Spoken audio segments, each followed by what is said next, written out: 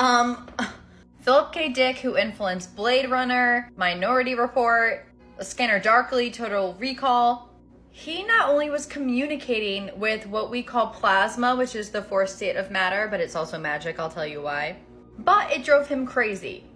This is a cautionary tale of what could happen if you don't heal yourself before communicating with plasma.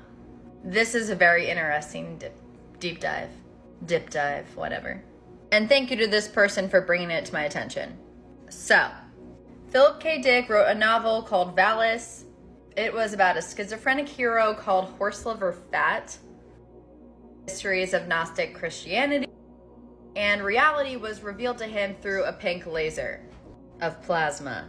Literally, lasers or plasma, guys. VALIS stood for Vast Active Living Intelligence System, which is literally plasma, by the way. And if you don't know anything about plasma, all you have to know is it is the fourth state of matter. It's known as an ionized gas in science, but plasma is intelligent. It has metaphysical and mystical properties that are going to lead to a huge discovery in the future. People are already recognizing it. It has to do with interdimensional communication, magic. That's for another video. Let's just talk science fiction right now and then move into reality. So he's talking to this intelligent plasma pink frickin' laser, and it basically leads him to believe that we're living in a simulation, which we kind of are living in, like a spiritual simulation. But here's the thing, Philip K. Dick, he did a lot of amphetamines. So when he's communicating with this plasma stuff, it might be a little bit skewed and it might feel negative, because here's the thing about plasma, it is reflective. Whatever your beliefs and perceptions are, if you're looking at plasma in that way, communicating with something with those beliefs, it is going to reflect those right back to you. So when it's giving you this information channeled, it's going to be all messed up unless you have an open, clear, pure mind and you're just receiving. If it's mixed with like fear and paranoia and drugs, you're not going to receive a clear or correct message for humanity, which led Philip K. Dick to believe that we're in some kind of like black iron prison that's still in ancient Rome, and we're trapped there or something inside a simulation. I don't really know. And listen, no shame for mental health issues. I had a cocaine problem in my teenage years, and I actually think that's what opened me up to communicating with interdimensional spirits. The thing is, I got sober when I was 21, and now I'm 35.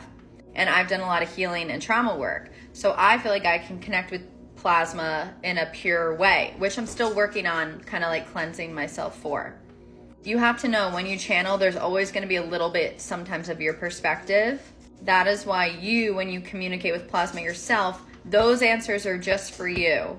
It's just a little side note. So when you listen to channelers, just remember, over them, listen to what's inside of you, even over me. I'm just pointing to a truth here. Okay. Basically, just have your own relationship with plasma. So, interesting. Okay, this is why I read y'all's comments. So literally, Philip K. Dick, which Ashka told me, talked about plasma and plasmates. And basically that humans are capable of communicating with the outer God, and those people are called plasmates. So I guess I'm a plasmate. He also compared it to a female god, which I do all the time. If you look at one of my top videos, Anana and Plasma, you will see that. Or basically, plasma is the divine feminine, the mother god, and consciousness is the father god. Okay. And then self is the child god. Different video. So this led me to do a deep dive on plasmate. So Philip K. Dick wrote, the plasmate is one of the strongest links between ancient Gnosticism and the Phil Dickian variety. I guess someone else wrote this. But basically, plasma connects us all. Plasma connects us to the gods, which I'm going to do a whole video on.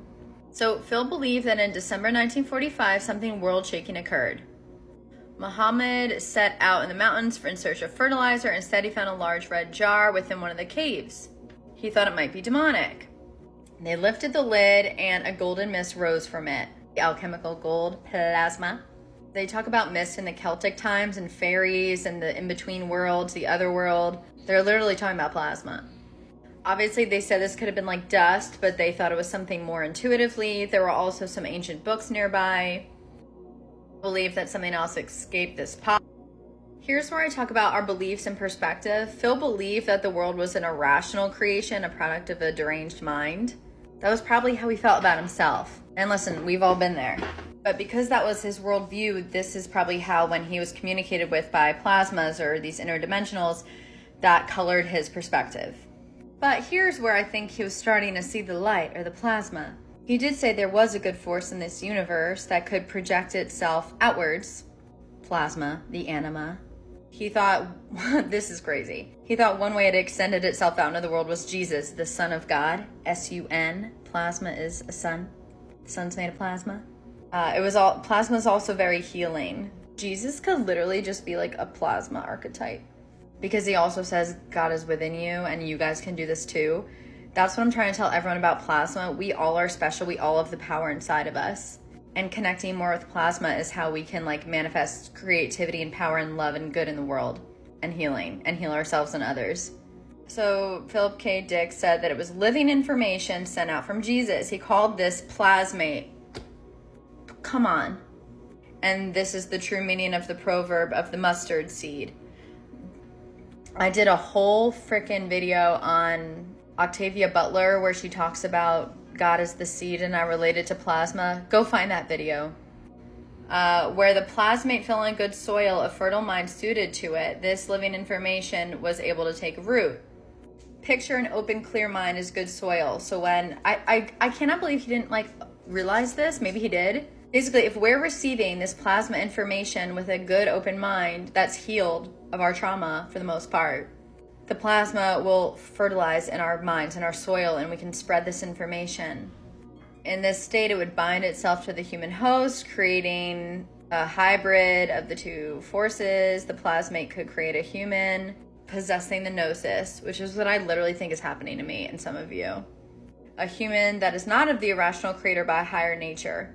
That's actually interesting. So he actually did think that, in my mind, plasma is a higher nature, and maybe he was talking about the irrational creator's ego. But the thing is, I think what actually creates this universe is the higher nature, so maybe that's where we disagree. He believed that these kind of people were the ancient Gnostic Christians. And there's so much with like the Sophic wisdom and plasma and the Gnostics, and also the tale of Inanna, which I talk about. So that makes sense. Maybe they were harnessing plasma, communicating with those beings, which actually has a lot to do with the cross. He also thought that the Orthodox Church destroyed the knowledge of plasma. I completely believe that. I would also just call that the divine feminine they destroyed. You see all these amazing connections? And he thought that it hid away in the caves near the Nag Hammadi. And he said it was released, angered, and set out in the world to reestablish itself and continue the healing process. If that is true, that's happening right now. Because I feel that, don't you? The plasma knowledge is back.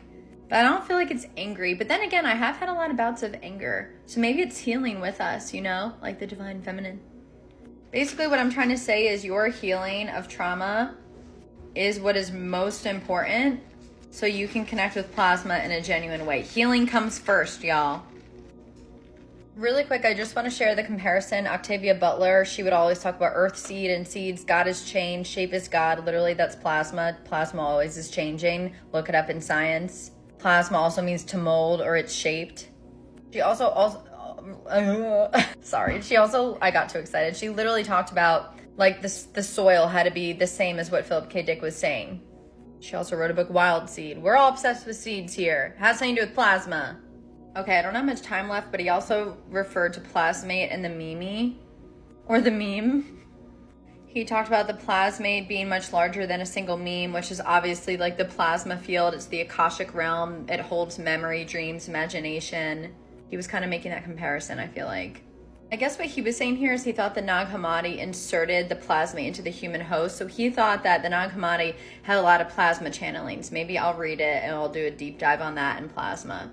I don't think it's the only way, obviously, because it happened to me freaking randomly while I was meditating 3 years ago. I just started thinking about plasma and how it's like a female god and has to do with the infinity symbol. And then I was off to the races, and here we are on TikTok, obsessed with plasma.